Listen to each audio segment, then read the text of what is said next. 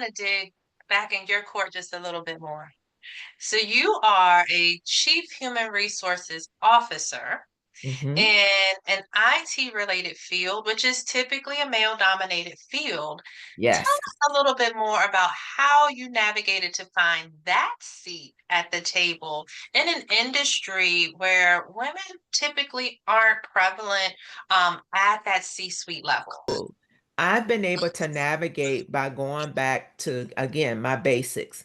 I'm always going in, I'm always building relationships. That's just one of my top five values is Hmm. connection.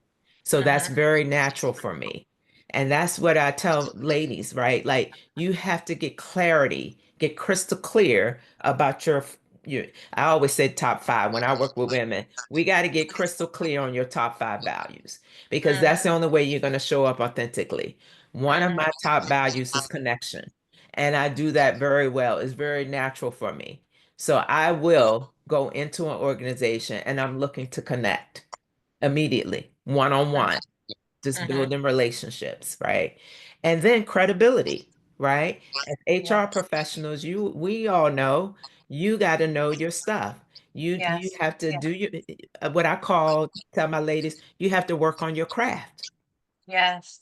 You have to do your homework. You have to, when you tell people that, look, I need to get back to you, you need to follow through. You need to add value. Why should Hmm. they invite you to the meeting? Yeah. I share that in my book. I had one manager. He would not invite me to any of his meetings. And Wow. look, I'm coming in new.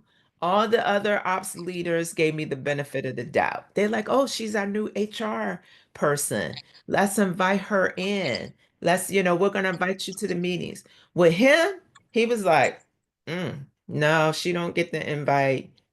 She doesn't, just because she's the new HR person and got the title, she don't automatically get invited to my meetings. So I knew with him, I had to build credibility with him first before Yeah. I got the invite to his meetings. And I was Yes. like, oh, we're gonna run across people like that. They're not as trusting to just, Hmm. allow you in. And that's Yeah. exactly what I did. Okay, well, I have to build credibility first. Let me help you with your business challenges. Let me bring the people perspective. Look, dude, we're on the same team. Anything go left, you're gonna be on the hot seat with your boss, and I'm gonna be on the hot seat with my boss. So Yeah. we're a team. Let's do it. And so I think that adds value to something you said earlier. So we work hard, we earn that seat at the table. And sometimes if we aren't showing that value and showing that credibility, just like with that gentleman, people don't always receive you into their circle.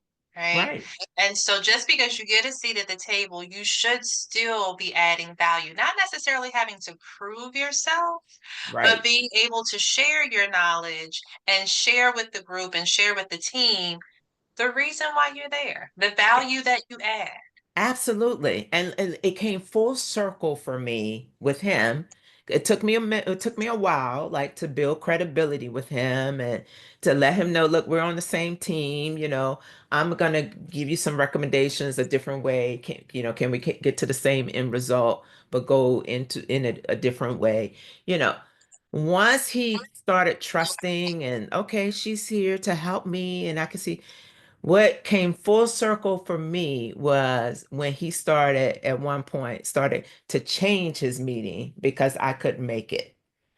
That's where I was like, oh my gosh, this is the guy that wouldn't even invite me to the meeting, let me just say. And then one time he's like, Lisa, I'm going to do a meeting, but I was like, oh no, I have a conflict. I have so and so. He's like, okay, don't worry, I'll change it.